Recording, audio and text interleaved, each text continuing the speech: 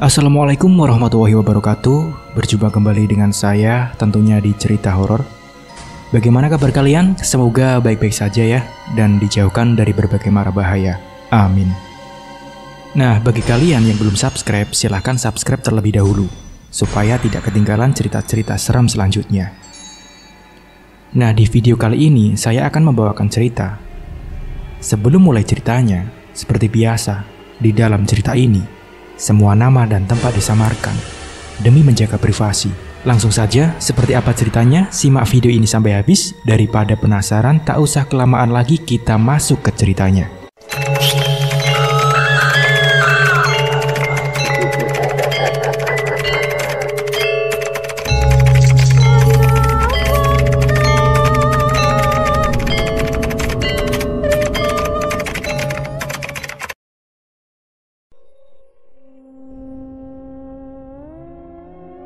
Namaku Lastri.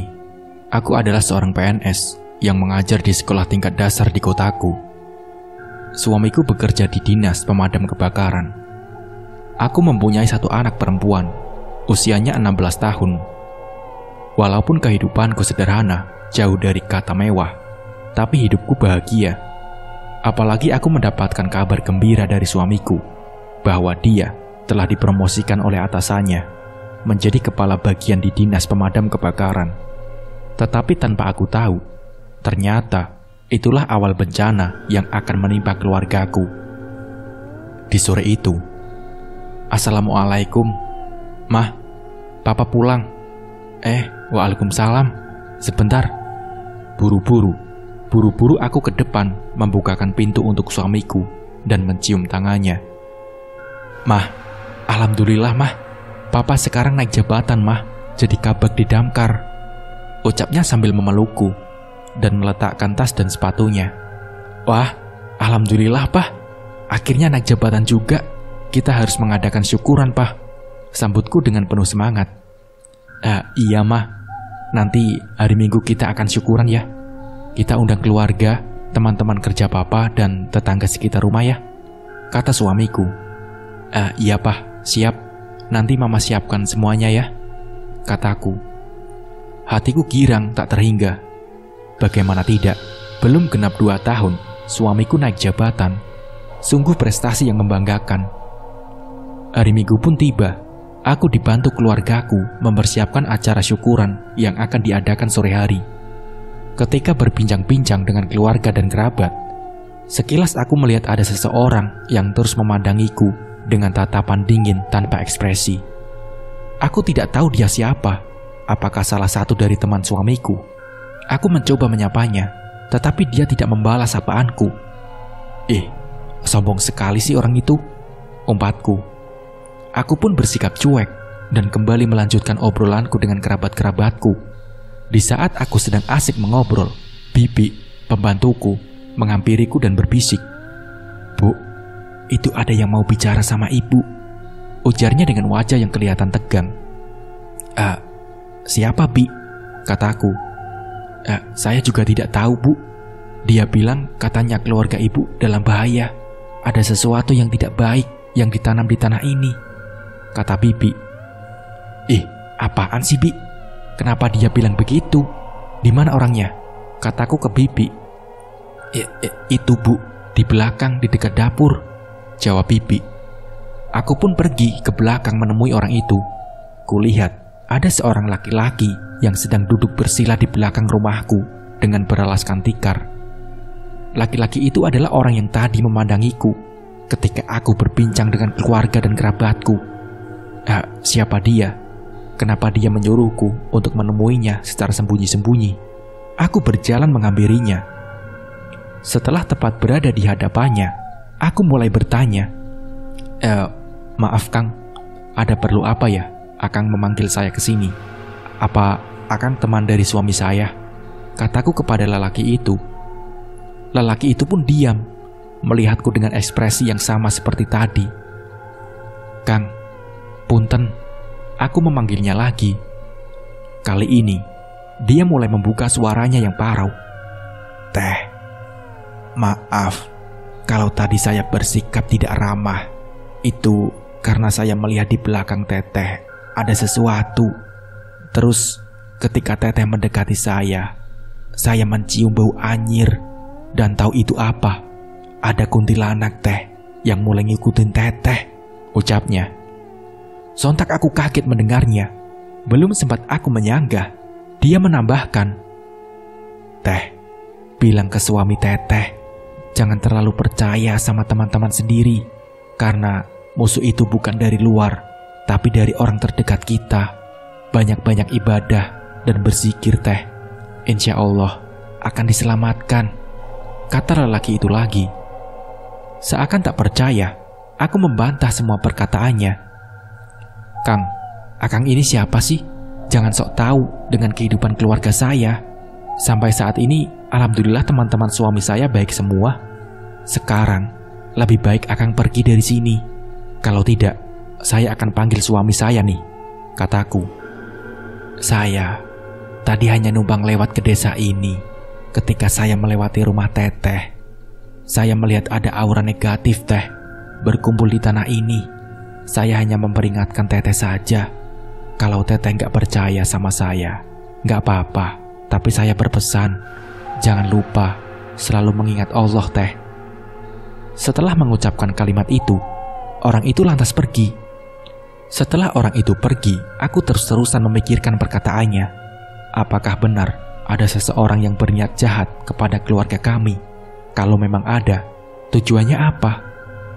Semakin dipikir, semakin membuatku gila. Sudahlah. Aku tidak mau terlalu memikirkan hal itu. Di malamnya, ketika sedang membereskan sisa-sisa syukuran tadi, tiba-tiba aku mencium bau bangkai yang sangat menyengat. Aku mencari-cari dari mana bau itu berasal. Bulu rumahku bergidik ketika bau itu ada di kamarku sendiri. Segera aku panggil suamiku yang berada di teras rumah. "Pah, sini pah," kataku. Tapi tidak ada jawaban dari teras. Aku memanggilnya lagi. "Pah, pah," kataku setengah teriak. Terdengar suara langkah kaki menuju kamar. "Ada apa sih mah?" Teriak-teriak suaranya kedengaran sampai ke rumah sebelah, kata suamiku. "Lagian, papa dipanggil gak nyaut sih. Ini loh pah, papa nyium bau bangkai gak?" kataku kepada suamiku. Suamiku mengendus-enduskan hidungnya di sekitar kamar. Terlihat alisnya berkerut. Papa gak nyium bau apa-apa tuh. Ada yang salah kali dengan hidung mama," kata suamiku. Masa sih pah? Baunya nyengat banget loh. Apa ada tikus yang mati ya?" kataku. Bisa jadi mah. Papa sama sekali gak nyium bau bangkai mah," jawab suamiku lagi. Tapi pah." Belum selesai aku berbicara, suamiku memotong. Sudahlah mah. Kalau menurut mama di kamar ini bau bangkai, kita tidur di kamar tengah aja. Gak usah diperpanjang lagi. Papa capek, pengen cepat tidur mah," kata suamiku. Aku menghela nafas. Kenapa hanya aku yang mencium bau itu? Dan kemudian malam itu aku tidur di kamar tengah. Waktu menunjukkan pukul 1:30 dini hari. Aku masih memikirkan kejadian ganjil itu. Tak habis pikir, kenapa hanya aku yang mencium bau itu? Ketika memikirkan kejadian aneh tadi, tiba-tiba dadaku sesak seperti ada benda di atas dadaku. Tanganku yang satu mencoba menepuk-nepuk punggung suamiku, namun suamiku tak bergeming. Berteriak pun tidak bisa. Dak! Tiba-tiba ada kaki di atas dadaku. Mataku menatap ke atas, mencari tahu siapa pemilik kaki menjijikan ini. Saat aku melihat wajahnya, wajah itu sangat menyeramkan, menatapku dengan senyuman menyeringai. Astagfirullah, astagfirullah. Terus-terusan aku menyebut nama Allah. Ingin aku teriak, tapi suaraku hilang. Aku hanya bisa membaca doa dalam hati. Dikit demi sedikit, rasa sakitku berkurang. Dan alhamdulillah, kaki itu yang menjijikan sudah tidak ada. Aku bernafas lega. Namun tak berselang lama, tiba-tiba dari atas menetes sesuatu jatuh ke pipiku. Cairan seperti lendir berwarna hitam. Cairan apa ini? Segera aku membersihkan pipiku. Posisiku masih terbaring. Kemudian wajah menyeramkan itu ada di hadapanku. Jarak kami 1 jengkal tangan. Mulutku terkunci. Aku tak bisa menggerakkan tubuhku. Dia mengeluarkan lidah panjangnya dan mencoba menjilat-jilat wajahku. Aku menutup mataku sambil tetap membaca doa. Sampai astagfirullah, Allahu Akbar. Aku terbangun dari tidurku. Ya Allah, mimpi apa itu? Keringat membasahi tubuhku. Baru kali ini aku mimpi tampak seperti nyata. Tanganku gemetaran. Aku melihat suamiku masih ada di sampingku tertidur pulas. Keesokan harinya, tubuhku lemas tak bertenaga. Kepalaku sakit serasa ingin pecah. Seperti ada sebuah batu yang berada di atas kepalaku. Terasa berat dan sangat sakit.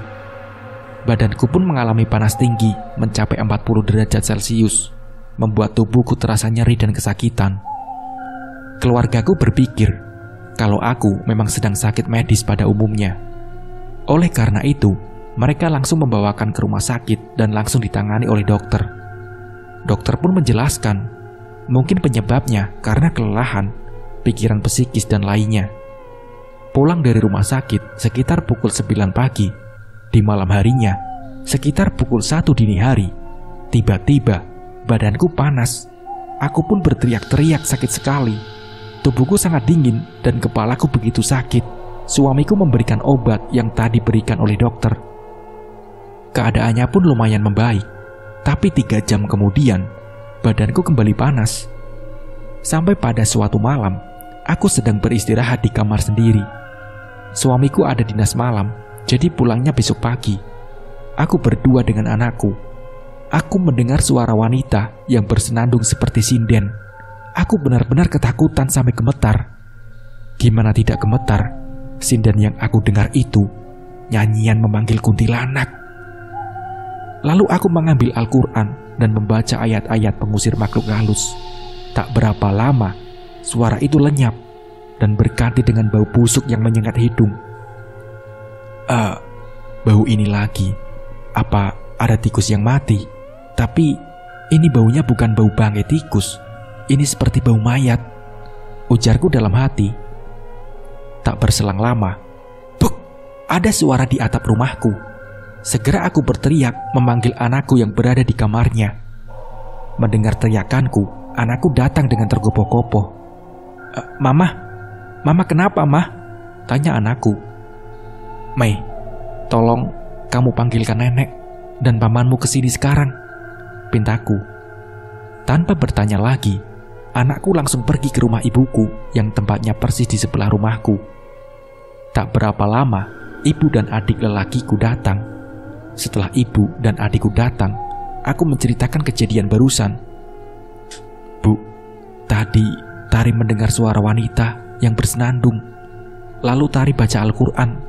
Tidak lama suaranya hilang. Tapi ada bau yang menyengat, Bu. Seperti bau bangkai kayak kemarin. Ibu menatapku serius. Tari, ini sepertinya ada yang tidak beres. Sebaiknya kita panggil Ustadz Husein aja ya, mencari tahu kenapa setiap hari ada kejadian-kejadian aneh yang terjadi dengan kamu, kata ibuku. Adikku Hendri pun ikut berbicara. Iya teh, takutnya teteh ada yang ngikutin. Soalnya dari kemarin kan ada teman Hendri datang ke rumah. Terus dia lihat ada yang aneh sama rumah ini teh, kata adikku.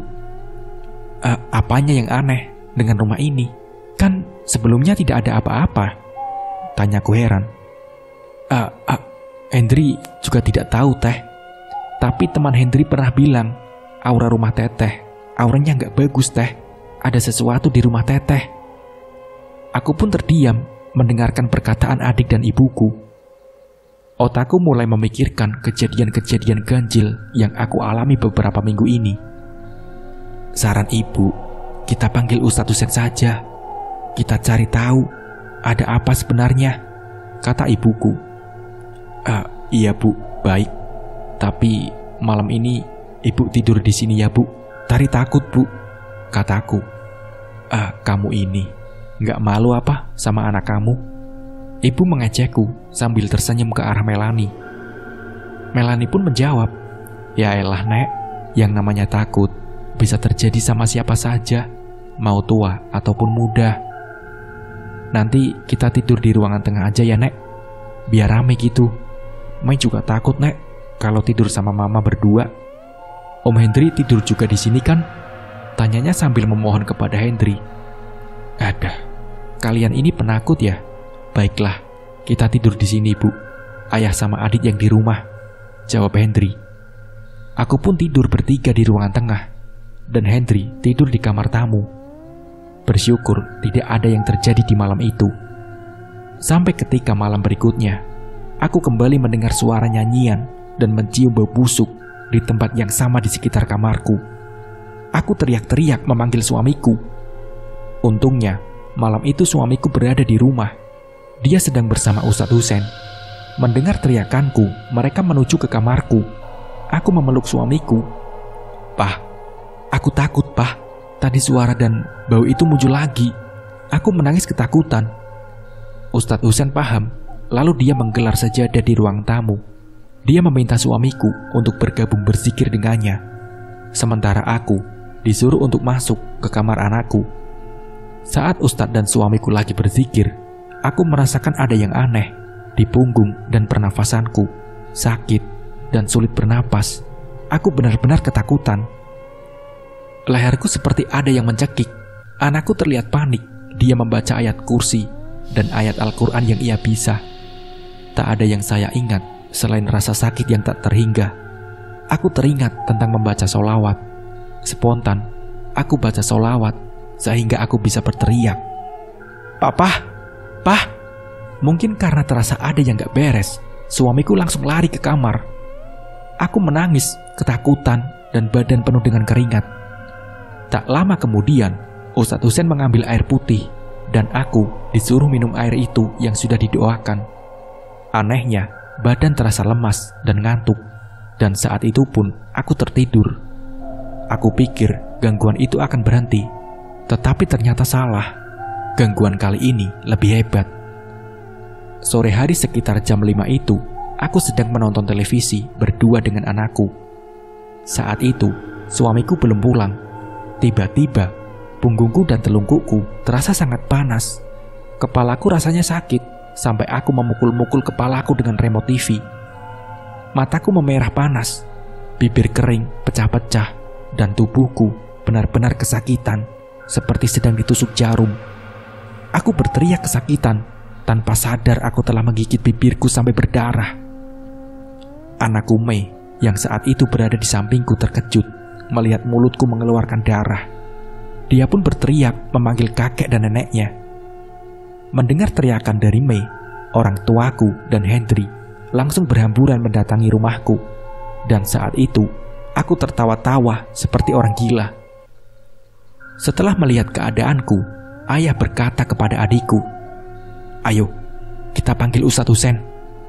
Hendri pun mengangguk, lalu mengambil motor dan langsung bergegas pergi. Ibu dan anakku segera melihat keadaanku yang saat itu sedang menjilati darah dari bibirku yang luka.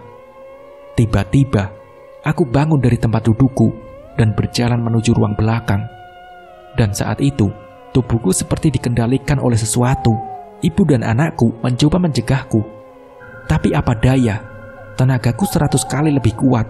Dan tanpa sadar, aku membantingkan tubuh mereka. Mereka pun terjerembab ke lantai sampai ibuku pingsan. Anakku berlari keluar dan berteriak memanggil pertolongan.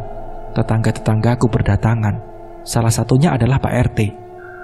Dia bertanya kepada anakku apa yang sedang terjadi. Anakku menceritakan semuanya. Jadi begitu. Pak RT mulai mengerti, lalu berkata kepada warga, "Bapak-bapak, mari kita tolong Ibu Asih." "Lalu nak, ibumu ada di mana?" tanyanya. Anakku pun menjawab, "Tadi menuju belakang rumah, Pak. Hati-hati, Pak, Ibu sepertinya kerasukan." Pak RT mengerti, lalu dia meminta agar salah satu warga membantu mencariku. Di saat para warga mencariku, ayah dan adikku datang membawa Ustadz Husein bersama mereka. Ayahku kaget karena banyak sekali warga yang ada di rumahku. Ibuku yang sudah sadar menceritakan kejadian tadi. Bersama Ustadz Husein, ayahku menyusul Pak RT untuk mencariku. Dan ternyata, aku ditemukan di lumbung padi belakang. yang jaraknya beberapa meter dari rumahku. Saat itu, aku sudah tak sadarkan diri. Ayahku kaget karena ketika ditemukan, aku bersimbah darah. Buru-buru, dia mengangkatku. Dan ketika diangkat, bau anyir langsung menusuk hidungku. Astagfirullah, bau amis sekali. Darah siapa ini, Pak Ustadz? Dia bertanya kepada Ustadz Husen yang terus mengucapkan zikir. Ustadz Husen pun menjawab dengan wajah yang panik. Ini sudah keterlaluan, Pak. Teh tari ini sudah disantet, dan santetnya mematikan. Darah ini adalah dari teh tari, kata Pak Ustadz. Apa? Darah tari? Tapi saya tidak melihat adanya luka di tubuh tari, Pak Ustadz, tanya ayah sambil memeriksa tubuhku. Kita bicara di rumah saja, Pak. Sekarang kita bawa teh tari ke rumah. Saya minta semua warga ikut berdoa dan mengaji nanti sore, kata Pak Ustadz lagi. Iya Pak, baiklah, jawab ayah. Sambil bergidik jijik, dia membopongku ke kamar dan menyuruh ibuku membersihkan tubuhku.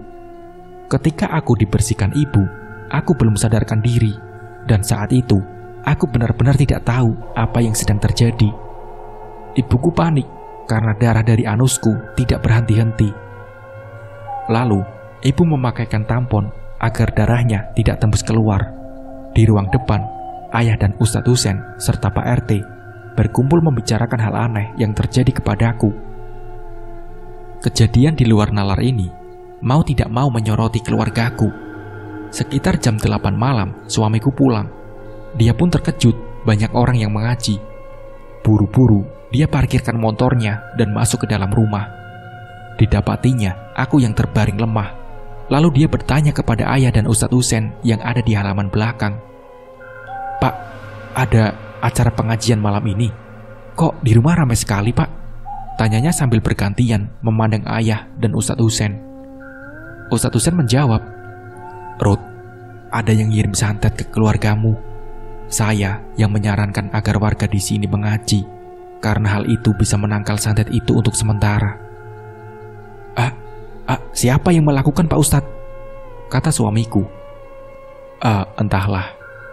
Jujur saja, ilmuku tidak sampai kalau harus melawan santet ini. Saya sarankan agar kamu datang ke guruku, kalau bisa secepatnya, Ruth, karena santet ini mematikan, kata Ustadz Husen. Suamiku terdiam beberapa saat. Ia kaget mendengar penuturan Pak Ustadz Husen. Siapa orang yang selama ini tidak suka pada keluargaku? Tetapi pikirannya buntu. Dia tidak bisa berpikir siapa orang yang sudah tega mengirimkan santet mematikan itu kepadaku. Lalu dia bertanya, Pak Ustadz, kalau memang sekiranya istriku kena santet, bagaimana cara mengusirnya, Pak? Kata suamiku ke Pak Ustadz. Begini Mas Rudi, seperti yang sudah saya bilang tadi ke Pak Pram, mertua Mas Rudi, saya tidak bisa mengobati orang yang terkena santet. Saya hanya bisa membacakan doa-doa saja untuk menenangkan Neng Tari. Kalau untuk menyembuhkan, apalagi mengusirnya, ilmu saya belum tinggi. Tadi saya sudah hubungi guru saya. Dia akan datang ke sini 3 hari lagi, karena saat ini beliau sedang menunaikan ibadah umroh, jawabnya. Suamiku hanya tertunduk lesu. Menuju ke sudut pandang Melani. Setelah kejadian kesurupan kemarin, aku semakin takut jika hanya berdua dengan ibu. Bagaimana tidak, ibuku bukan lagi ibu yang aku kenal. Dia selalu menangis dan tertawa sendiri. Aku tahu kalau itu bukan ibu. Ada kejadian di mana aku melihat ibu memakan daging mentah. Malam itu aku terbangun karena ingin ke kamar mandi. Kamar mandi di rumahku ada 2. Yang satu di belakang dekat dengan dapur, yang satu lagi samping kamarku. Aku ke kamar mandi yang terdekat dengan kamarku. Setelah aku keluar dari kamar mandi, tiba-tiba terdengar suara piring jatuh dari arah dapur. Antara kaget dan penasaran, aku mengecek ke dapur. Dan dengan hati-hati, aku berjalan ke dapur. Setibanya di sana, ternyata apa yang aku lihat sungguh membuatku bergidik ngeri. Aku melihat ibu tengah jongkok memakan daging mentah yang ada di lemari es. Darah berjajaran, entah darah apa. Apakah darah dari ibu atau daging mentah yang kini ada di mulut ibu? Aku beringsut mundur. Aku takut. Sial, ibu melihatku. Mulutnya berlumuran darah dan berbau amis. Dia berdiri membungkuk.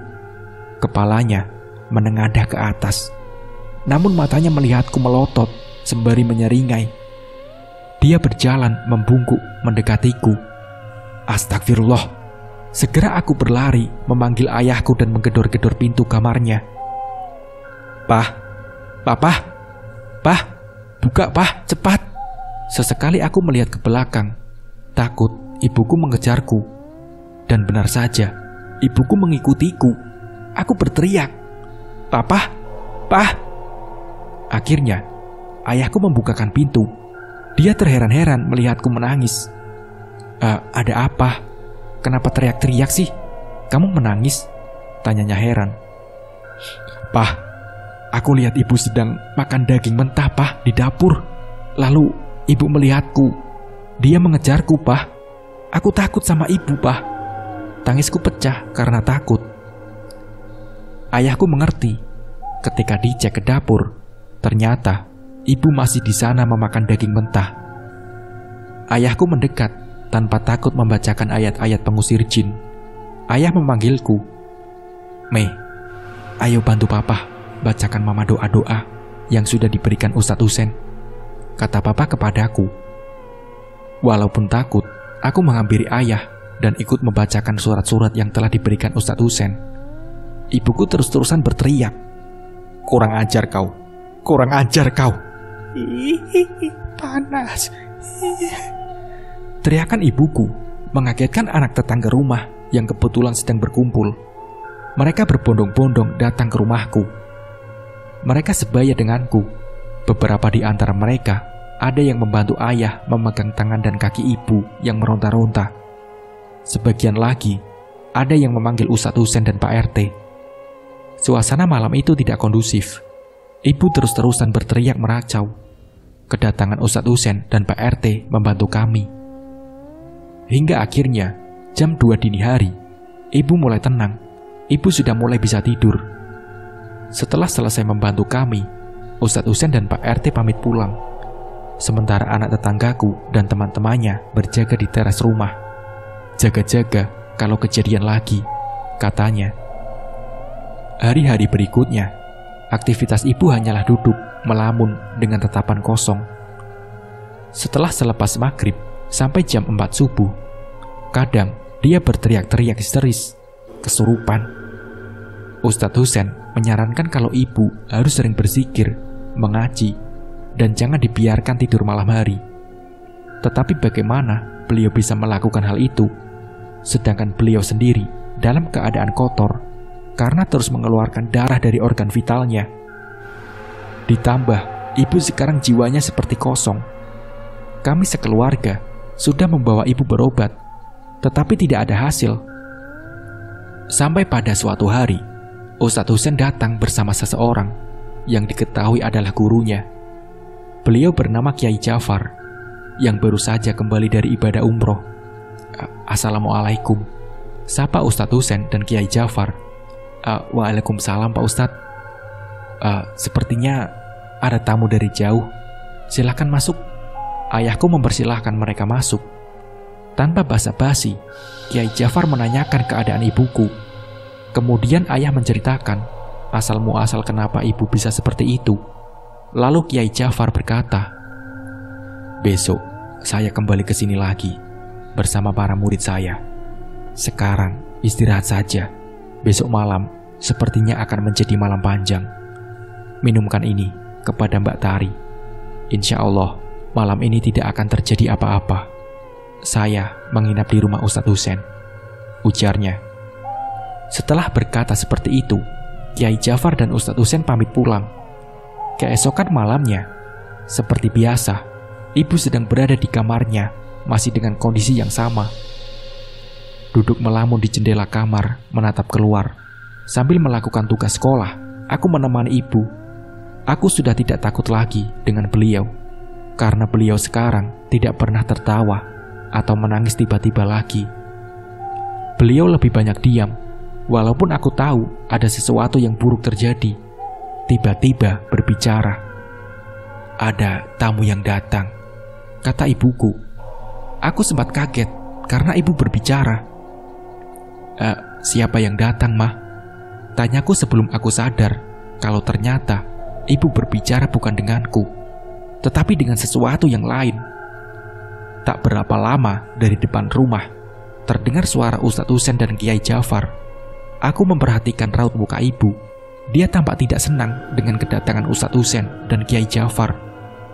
Ditambah, di luar ada beberapa orang lagi yang datang. Mereka adalah murid-murid Kiai Jafar. Kemudian, Ustadz Husein dan Kiai Jafar masuk ke kamar ibu. "Assalamualaikum, Mbak Tari." Ibuku tidak langsung menjawab. Dia melirik sinis, menatap baik-baik orang asing di hadapannya. "Untuk apa kau kemari, ya?" Tiba-tiba, suara ibu berubah. Suaranya besar.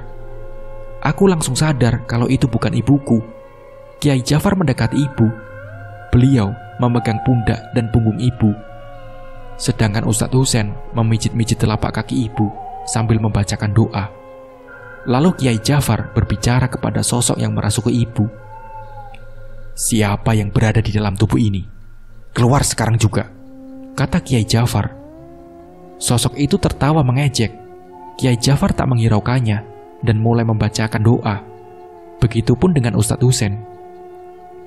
Suara yang dikeluarkan olehnya sangat menyeramkan, membuat siapapun yang mendengarnya bergidik ngeri. Karena diserang Kiai Jafar dan Ustadz Husein, sosok itu kewalahan. Dia berteriak mengerang, menangis, kemudian tertawa dan berkata, "Aku senang sama dia. Sangat nyaman masuk dalam tubuhnya. Aku ingin membawa dia ke alamku." Kiai Jafar membalas, "Kau tidak bisa membawanya. Kami akan mencegahmu kalau kau tidak pergi dari tubuh wanita ini. Kami akan membakarmu. Bismillahirrohmanirrohim." Dengan segenap kekuatan, Kiai Jafar dan Ustadz Husein melawan makhluk itu. Sungguh mengerikan. Butuh waktu lama untuk melumpuhkan makhluk itu. Sampai pada akhirnya makhluk itu menyerah. Sebelum dia keluar dari tubuh ibu, dia berkata, "Saya disuruh oleh tuanku untuk mengganggu keluarga ini. Saya juga disuruh untuk membuatnya lumpuh. Kalau saya keluar dari tubuh manusia ini tanpa izin dari tuan saya akan dibunuhnya," geram makhluk itu. "Kalau kau pergi dari tubuhnya, kau tidak akan dicelakai. Saya akan bawa kau ke suatu tempat di mana berkumpulnya jin muslim," kata Pak Kiai. "Baiklah," jawab makhluk itu. Lalu makhluk itu pun keluar dari tubuh ibu. Apakah kalian pikir semuanya telah berakhir? Tentu saja tidak. Tiba-tiba, tubuh ibuku bergerak kembali. Dia bangun dan duduk bersila. Kepalanya menunduk, dan tiba-tiba dia bersuara dengan lantang, seperti menahan amarah. "Kurang ajar. Siapa yang mengalahkan anak buahku? Sini lawan aku sekarang. Kalian akan aku makan." Entah siapa kali ini yang masuk ke tubuh ibu. Suara beratnya membuat suasana mencekam. Ayahku panik sekali melihat ada yang masuk lagi ke tubuh ibu. "Pak Kiai, istri saya kenapa, Pak? Istri saya kenapa lagi? Kenapa makhluknya gak mau keluar?" tanya ayah sambil menahan tangis. Tenang saja Mas Rudi. Jadi yang bersemayam di tubuh Mbak Tari itu ada 2. Yang pertama itu sudah dikeluarkan. Nah yang satu ini yang paling kuat. Bantu dengan doa ya Mas. Dan panggilkan murid-murid saya masuk ke ruangan ini, kata Pak Ustadz. Ayah mengangguk. Baik Pak Kiai, jawab ayahku. Lalu Kiai Jafar berbicara dengan makhluk itu. Saya yang telah melepasnya keluar. Sekarang saya akan bertanya, siapa yang menyuruhmu untuk menghabisi keluarga Mas Rudi? Kata Kiai Jafar ke makhluk itu. Dia tertawa terbahak-bahak. Apa kau tahu, aku dan wanita ini sudah menyatu. Kalau kau mengeluarkan aku dari tubuh wanita ini, maka dia akan mati. Akulah sumber kekuatannya. Coba saja kau kalahkan aku, tantangnya. Kiai Jafar menjawab tenang. Tidak ada yang kuat di alam semesta ini kecuali kekuatan Allah Subhanahu wa Ta'ala. Cepat, katakan siapa yang menyuruhmu, atau aku akan membakarmu. Kau yang akan aku makan terlebih dahulu, kata makhluk itu. Lalu terjadilah pertarungan antara Kiai Jafar dan sosok yang ada di tubuh itu. Ustadz Husain dan murid Kiai Jafar membantu membacakan doa. Ibu meraung-raung dengan menjerit kesakitan, dan tanpa sadar aku menangis. Aku tidak tega melihat ibu tersiksa seperti itu. Tolong ibuku ya Allah. Tak berapa lama ibu muntah darah. Darahnya berwarna hitam. Kiai Jafar mendekat dan membantu ibu duduk, lalu memegang pundak ibu dan membacakan doa sambil bertanya kepada makhluk tersebut. Kau diberi apa oleh dukunmu? Kata Pak Kiai. Dia memberiku darah, jawabnya. Jadi, setiap manusia yang memberimu darah, kau akan menuruti permintaannya? Tanya Kiai Jafar lagi. Tentu saja, karena saya sudah terikat perjanjian dengan orang yang memberikan darah itu, jawab makhluk tersebut. Dan sekarang kau disuruh oleh dukunmu untuk mencelakai keluarga ini? Tanya Pak Kiai lagi. Karena saya sudah terikat perjanjian dengan orang yang memberikan darah itu, jawab makhluk tersebut. Baiklah, sekarang lihat ini. Kiai Jafar mengucapkan doa-doa lagi, dan makhluk itu pun bereaksi. Hentikan, hentikan. Jelaskan siapa yang menyuruhmu? Tanya Kiai Jafar masih dengan melafalkan doa-doanya.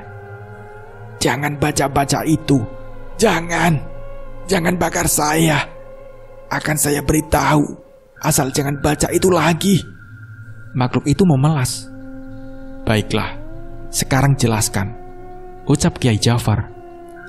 Aku mencelakai keluarga ini atas permintaan dari orang yang tidak suka dengan kesuksesan Mas Rudi. Dan orang itu adalah teman satu pekerjaan, ucap makhluk itu.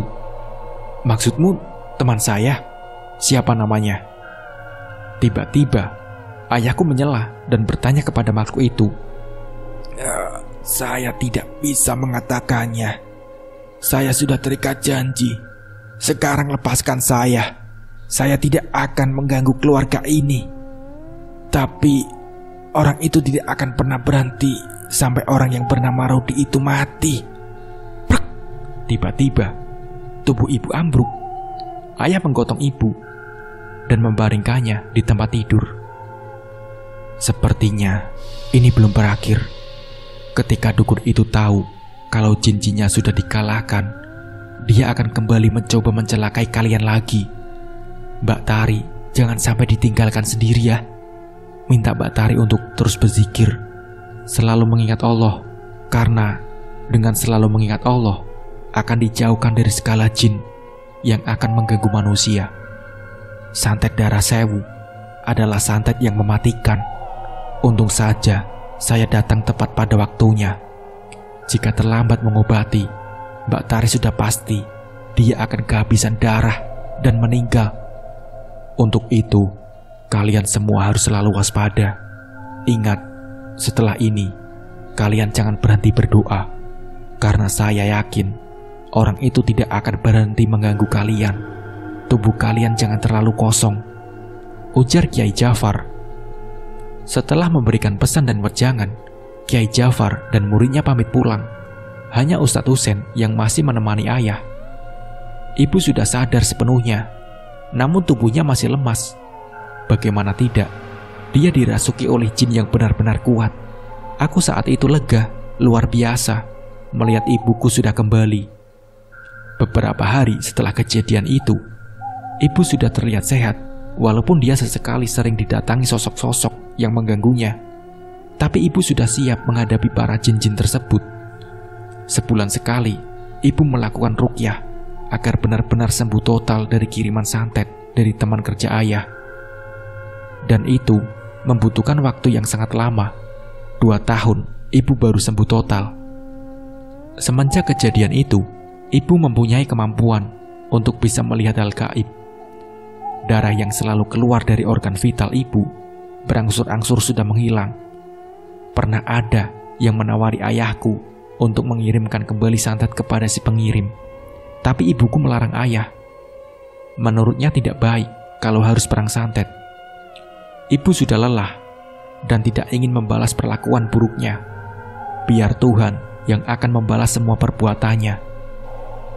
Menurut Kiai, jin itu sendiri dibagi menjadi 3. Ada jin hitam, merah, dan putih. Dan yang paling berbahaya, tentunya jin merah. Bahkan, jin merah tidak hanya membuat sakit, tapi membuat korbannya meninggal, bisa menutup aliran darah ke jantung, dan membuat sasarannya langsung meninggal begitu saja, walau tidak punya riwayat penyakit jantung. Berbahaya kedua, ada jin hitam. Menurut orang pintar, jin hitam ini bisa membuat seseorang tidak bisa berbicara. Dia akan merusak pita suara dan membuatnya menjadi gagu. Terkadang juga memutus bagian telinga dan membuatnya tuli. Ada beberapa kasus yang bisa disembuhkan oleh supranatural dan membuatnya normal kembali. Tapi membutuhkan proses panjang. Yang paling tidak berbahaya tentunya setan putih. Untuk jenis ini biasanya membuat korbannya kesakitan. Misalnya dibuat panas dingin, kulit gatal, perih, dan lainnya. Di Indonesia, masalah seperti ini memang masih kental. Bahkan ada beberapa daerah yang masih sering mengirimkan santet ke orang yang tidak disukainya. Siapa saja yang bisa membuat santet dan seperti apa cara kerjanya? Menurut ahli, wanita lebih mahir membuat santet dibandingkan pria. Karena wanita mengalami masa haid yang bisa membuat jin suka. Ditambah dengan mantra, maka jin pun mudah mendekat dan bisa memerintahkannya. Pekerjaan ini memang harus yang ahli. Inilah kenapa banyak dukun wanita yang lebih kuat dibandingkan dukun pria. Bahkan ada dukun wanita yang bisa membuat kecelakaan lalu lintas dan korbannya mati dengan mengenaskan. Cara kerja santet memang cukup unik. Jadi, ada orang yang memerintahkan jin untuk menyerang seseorang. Jin itu menjadi abdi dukun tersebut karena sering diberi makan. Bahkan menurut paranormal, ada jin yang mengisap darah dari dukun tersebut dan membuat dukun terlihat kurus, tidak pernah gemuk walaupun makan banyak. Ciri-ciri dukun santet biasanya tubuh kurus, mata merah, dan jalan menunduk. Warna mata merah itu menurutnya karena mata setan atau jin yang selalu berada di sekitarnya. Itulah cerita dari kakak sepupuku yang pernah mengalami santet yang mengerikan. Nah, seperti itulah kisahnya. Semoga dari kisah ini kita bisa mengambil hikmah dan pembelajarannya. Mungkin cukup sekian dari saya. Wassalamualaikum warahmatullahi wabarakatuh.